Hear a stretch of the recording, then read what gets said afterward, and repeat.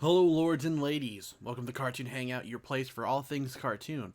By popular demand, and by popular I mean like 10 people, I've added Fairly Oddparents to my review schedule. Of course, we'll have to talk about removing a show or two later next week, but for now, it's review time. The second episode, The Whittler, features the return of the catastrophic Catman, and boy was it simply glorious. Anytime you have Catman in an episode, you know crap's gonna go down, and it really does. And it's even better because now Chloe's around to experience Catman herself. Like usual, Catman mistakes the new character for one of his crime-fighting partners, and Chloe ends up becoming Catgirl and traveling around with Catman, Timmy's dad, and Mr. Crocker. Turbines to speed! Let's pretend for a moment that it isn't the least bit creepy, and move on. I noticed a few people worried that with an overly sweet character constantly around, the more negative aspects of Timmy's personality would be accentuated, and that's mostly what it looks like. Not that Timmy isn't already a bit selfish and rude, but yes, he does have a kinder side. So far, that's not exactly shown off in this episode. In fact, throughout this entire episode, all Timmy does is game on his smartphone and leaves Chloe to suffer alongside Catman, who thinks Timmy has been kidnapped by the Whittler, an allusion to the Batman villain, the Riddler. Oh no, this is my worst fear. It's the work of a supervillain called the Whittler.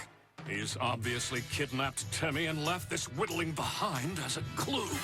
But it's not done in such a way that you begin to hate Timmy. I think Chloe definitely needed to see what being around Timmy is going to be like on a daily basis. What better way than hanging out with a deluded old man who dresses like a cat? Are you superheroes too? Or just crazy people dressed like cats? Superheroes! Crazy people! Actually, maybe someone should call the cops or something. I wonder if we'll see anyone complain about this episode, seeing as a little girl ends up hanging out with a bunch of creepy men, one of who only wears a jetpack. Most of this episode's humor came from Chloe's interactions with the discount Avengers. The Falcon! The Falcon rises! The Falcon enters! The Falcon sits! Little of it really involved Timmy, who took mostly a back seat this episode, although we did get some grin-worthy moments with Cosmo's whittling. Oh no! I've accidentally whittled a weird little man whittling a weird little man! Whittleception.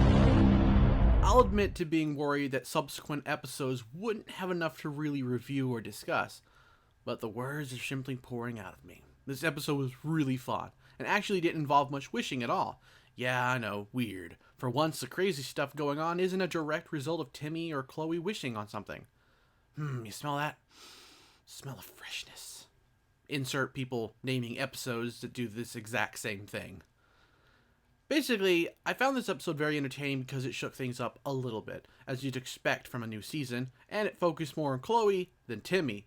Plus, we got the Crocker, Timmy's dad, Catman team-up that I'm sure fanfics are made of.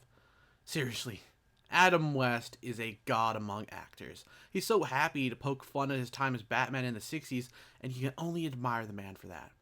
I do wish one of these days we'd get a format change. I want to see 22-minute long episodes, not 11.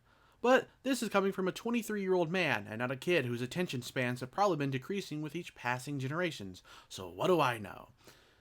But anyway, that wraps up this review. I know this review is super late, but episode 3's review should probably go up on Monday with Miraculous Ladybug.